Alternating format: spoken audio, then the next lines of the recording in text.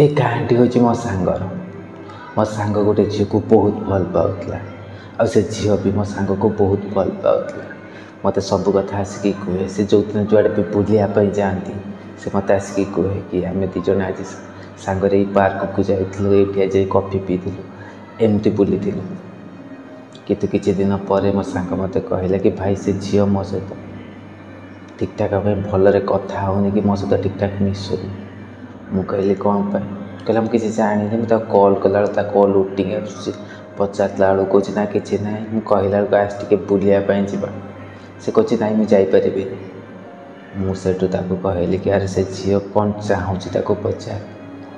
से झील को दिन डाकिला कहला तुम मो सहित एमती कौन कर तुम्हें तो मत बहुत भल पाला सब ठीक ठाक थी आम रिलेशनशिप आगू भी बढ़ी तुम भी कही तुम घर कह मुझे कही आम घर कहि तो पुणी प्रॉब्लम कौटू आसला तुम मो सहित कथा होना कौन से कहला मो सांग को भी कहला तुम गोटे काम कर तुम मत भूली जाओ। मो सांग कहला अरे केमती भूलि कौन पर भूलि तो किसी गोटे प्रोब्लेम निश्चय हो मत कह मुझे सल्यूशन बाहर करी निजक चेंज करी ना तुम बापा भाई गोड़ तले पड़े से कहला ना सेमती किसी प्रोब्लेम ना तुम ठार गोटे भल पिलाटा मत प्रपोज मारी मुझे हाँ कहीदे तो से तुम तुम लाइफ रू दूर जाओ तुम अलग रुह मुझे सहित बहुत खुशी रही पारि मो सांग कहले कि अरे एमती केमती हो पार जे मुझे तुमको 2 वर्ष है भल पाऊँ तो से काली तुम लाइफ को आस तुम ठीक से जान न चिन्ह न ताको भल पाइब तो मो कथा टी भाव से झीलटी कहला मुझे किसी जानी तुम मो लाइफ रू दूर जाओ। से सांगटी मत कांदी कांदी कहला भाई मोर कौन करवा दरकार मुझे कहली कि जो झील ते भल पाला 2 वर्ष धरी सी जब आज तोठू दूर जावाक चाहूँ आ गोटे पुओ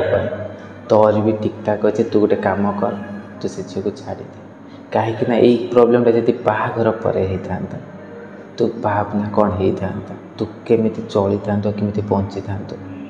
से जीवार थी से जीव जी रहा तुम सहित से सब किसी परिस्थिति तुम सहित एक्चुअली से झीलटा ते भल पाऊन तार लाइफ को तो ठार बेटर पिला खोजुला जो मिलगला से तो छाड़ी मो सांगटी बहुत कांदिला और कांदी कहला मुझे झील को तो कभी भूली पारि कि गोटे कथा मुझे भी केवे ता सहित देखा निश्चय कथा